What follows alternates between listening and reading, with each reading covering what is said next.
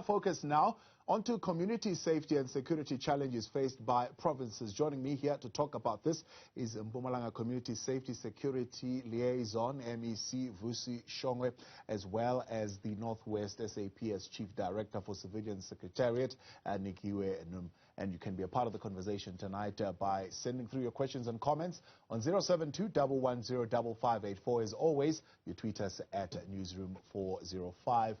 Good evening to you both, and thank you very much for your time and joining us today here on In Focus. Well, Shongwe, let me start with you. In the report given in May by the Minister of Police, Mpumalanga showing number of murders on the increase as you compare it to the corresponding period in the previous year. Violent and contact crime on a sharp increase in Mbombela precinct in particular. What are the causes that lead to this, and how are you responding to it?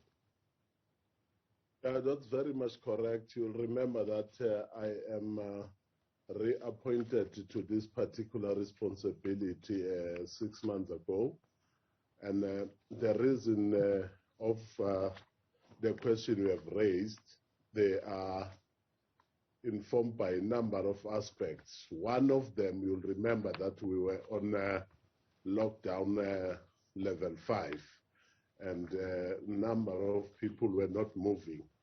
That is why you see GBV have also increased, a number of contact crimes that increased. And as such, after the release of these levels to another levels, you can see there are certain improvement in number of categories of crime in the province, especially to those priority ones, the 17 priority ones. And of those priority ones, how are you responding preventatively, right? Because the critique of it is that most of the policing that happens is one where you are enforcing more than coming out with preventative activities. We do come out with strategies, preventative strategies, but at the same time we also enforce, Preventive strategies are those of, talking to the communities. You'll remember that the crimes that you are talking about are not committed entirely by police or authorities. They are committed by, civilian, ordinary communities in their different spaces where policing is not there. So we have then the responsibility as a department, to call the communities through your CPFs and other stakeholders and engage with our people, discuss these particular challenges in the form of Izimbizo in different areas. You talk of Emalahleni, ML, and so on. We also have a program called Overall Friday that, talk to our people directly, and also to involve, Abafundis, Amakosi, and all these other leaders that must play, a positive role insofar as fighting crime is concerned. We're coming back to that, Shongwe, in a moment, but let's bring in Nikiwe here. Nikiwe, the picture pretty much the same. National crime statistics showing that what's happening in the Northwest, murder is on the rise, but also it seems there's an increase in sexual offenses, which have increased during this time to a staggering number, showing that indeed, compared to the same time last year, things are not getting any better. And of course, there are various other challenges that have got to do with the rural challenges of the Northwest around the farms, issues of stock theft, and so on and so forth. Broadly, what are your key challenges that you're dealing with, and how you're responding to them? Thank you very much. I think Honorable Shongwe has touched on various other issues. I'm going to try and talk about 3 issues. The abrupt disruption of the livelihoods of communities due to COVID-19 brought about new challenges, and it actually created a state of review of how we're dealing with issues as communities. part of which is now coming to your sexual offences, for the role of the police where they were expected to register the cases. I think that that part we are dealing with. But at the level of communities, at the household level, it then meant that communities or households are going to be at the same place at the same time, and various disruptions had occurred.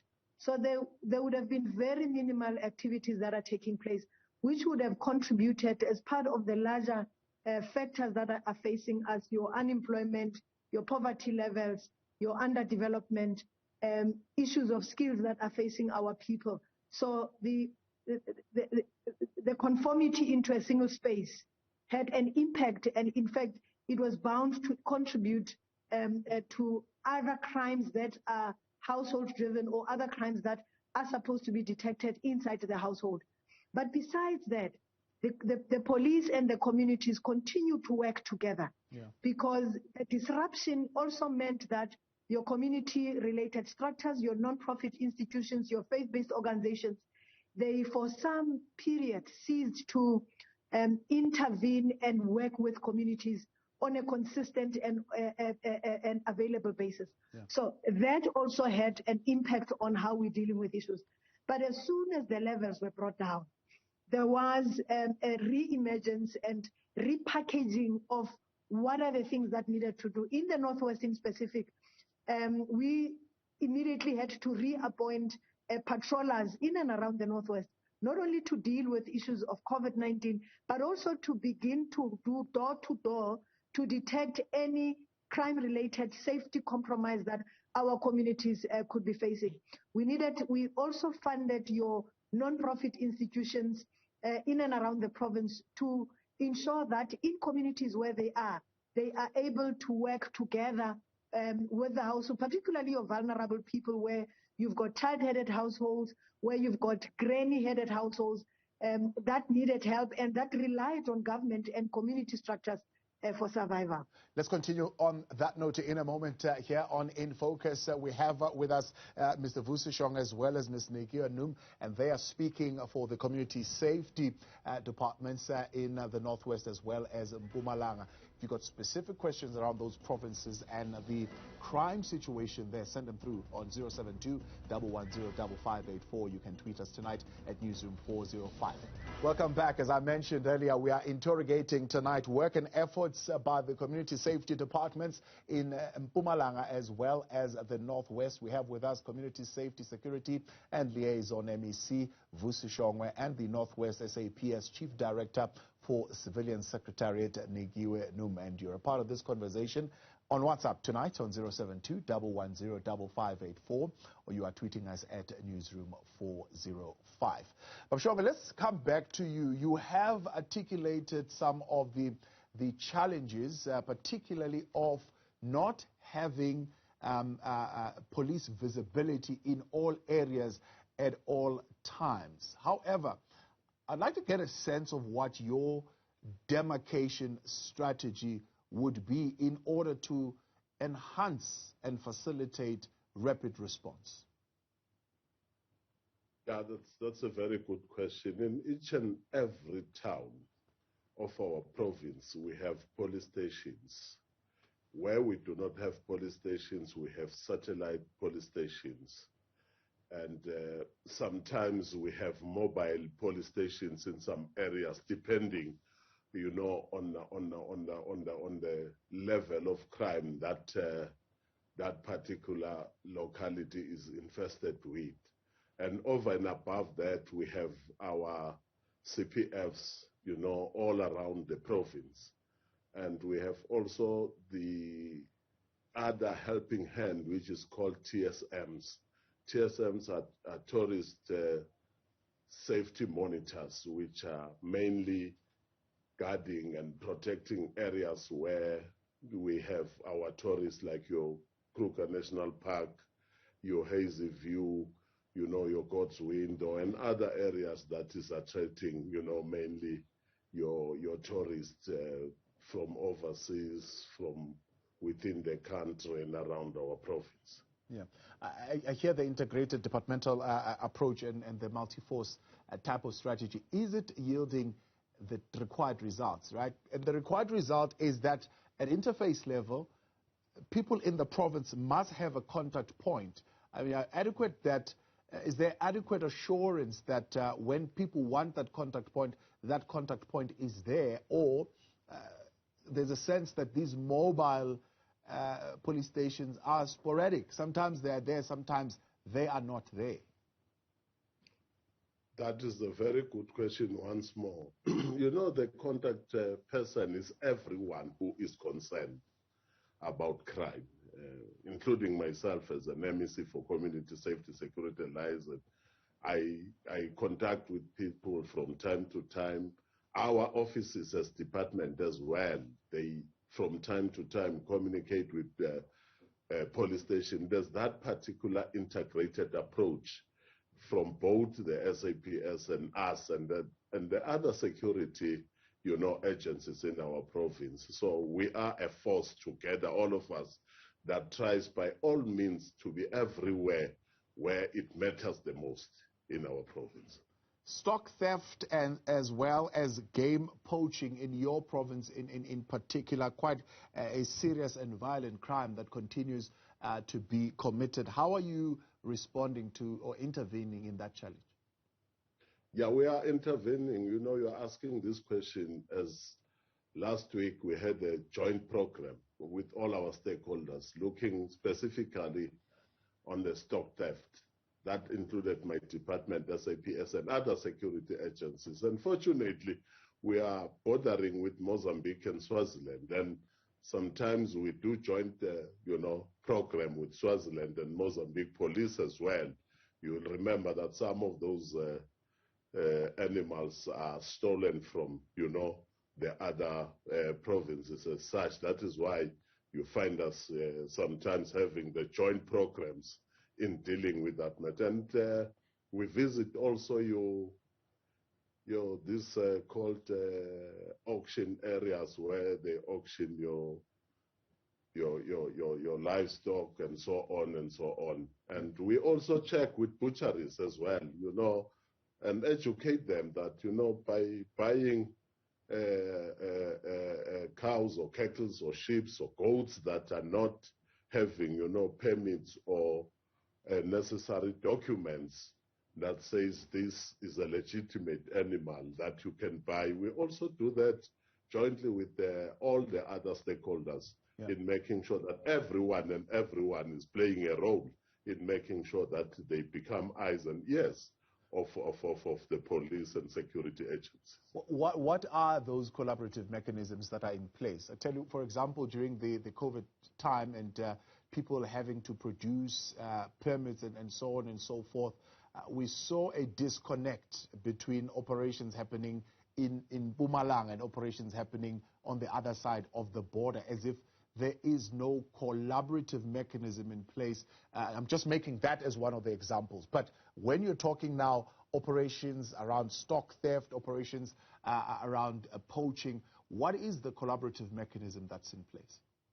There is a collaboration. Sometimes we have joint operations in the borders. We have a program called border management. Border management is helping us to work with all the security agencies in the province together with the neighboring countries and make sure that we target the necessary hotspots together with them as well, because some of those hotspots are not out of our making, but sometimes they are out of making of, you know, some criminals from, you know, across the border lines, having people with no permits to come to the province and so on. All those, as I've said, we have also a program called Overall Friday. Overall Friday is a program that, you know, bring every stakeholder together. You talk of SANDF, you talk of SAPS, SARS, Home Affairs, you know, you name them, all of them will come together in making sure that we hit the necessary spots together with our different, you know, speciality. You'll know that if you talk of a person who do not have a permit to be in South Africa, it's not the police or myself that can, detect or check that person or the authenticity of that particular document. But Home Affairs have a skill and a capacity to do that. If you talk of, illicit goods, SARS they are specializing on those matters and so on.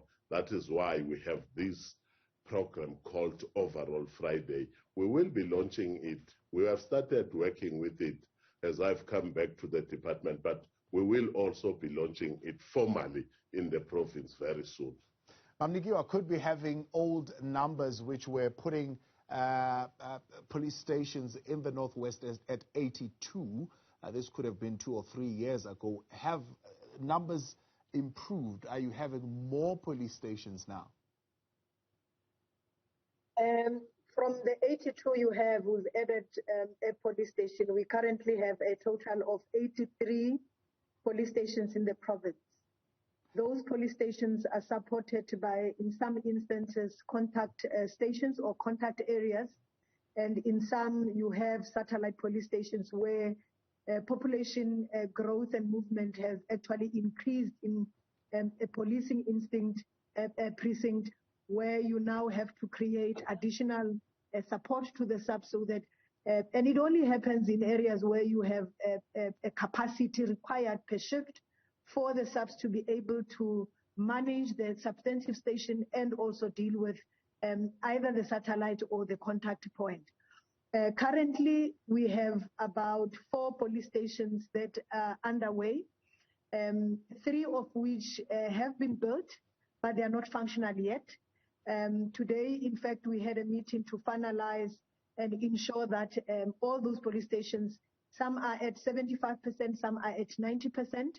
Once everything has been concluded, we are grateful, and we know that there could be an additional 3 police stations that are going to be launched in Vumamoyega, in Dwarsberg, and in Mabiskran. So those are the new police stations that we are currently dealing with. In Kanana, there's a police station that has been evolving for over a period of 10 years. Fortunately, and eventually, the National Department of SAPS has indicated that by the end of this week, they would have appointed the appropriate person who may have tendered.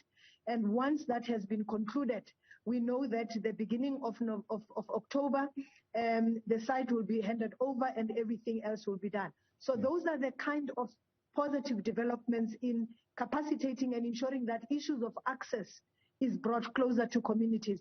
Issues of communities reporting and having a relationship with the SAPS, a strengthened relationship with the SAPS through proper patrolling, proper police visibility will be realized. Issues of access are one thing, response and service delivery are another, and we are also equally talking to you as part of your rural strategy.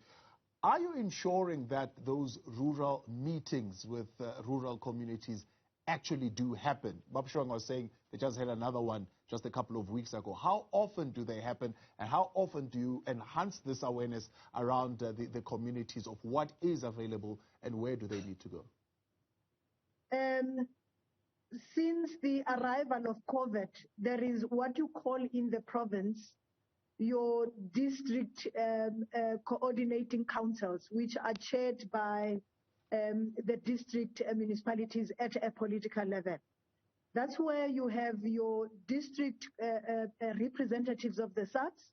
That's where you have your district municipal managers who present reports to the politicians on various issues, including the patterns of crime, including how crime is migrating or how it is evolving in a particular area. This is where you then find SAPS doing what we call our presentations in terms of ensuring that rural strategy is implemented, areas that need attention and intervention from our political leadership is presented at that time. In terms of operations, we do have your local structures that are chaired by the local mayors. You also have structures that are solely for the SAPS that are currently doing work and tracking progress in terms of crime prevention, safety and security, stability-related issues. This is where you begin to discuss all the reports that are gathered. all the information that is in the hands of the SAPS to say these are the areas. And the Department of Community Safety does play an oversight role, and we are always part of those meetings to ensure that whatever that is a blockage or a glitch in terms of implementation of rural strategy, we are able, but we must, however, acknowledge also that we still have a lot of work to do in terms of mobilizing your deep rural areas, your farm areas that are far-flanked, so that their approaches, their initiatives, and their strategies that they've put in place are embraced and are reported about, which is why you have your district model as an approach and as a strategy that is aimed at integrating efforts, integrating planning, and ensuring that the limited resources that are out there, whether from the private security, from the private sector, from farming communities, from our traditional authorities and initiatives of communities, are integrated to ensure that they are giving us the output that we desire as a community, and we are also able to impact on crime. So your district development model, not only is it about ensuring that the plans are implemented, but it is also ensuring that you take along even the most person that is sitting in the most remote area to ensure that their safety is guaranteed, to ensure that their participation and their initiatives are felt and government recognizes their effort and supports them where it is necessary. Currently in the province, we have a program where we support your non-profit institutions, where we are able to capacitate them, where we are able to impart knowledge on planning, development, accountability of community structure, so that once government devolves funds to them, they are able to account effectively, and the Auditor General, where he says, give me sampled files of these community structures for auditing purposes, they are satisfied that the funds are utilized precisely for what it is were required for. Let me thank you both for coming through. Unfortunately, we have to leave it there because of time. That was Mpumalanga Community Safety, MEC Vusi Shongwe, and Nikiwe Num, who is the North West SAPS Chief Director for the Civilian Secretariat.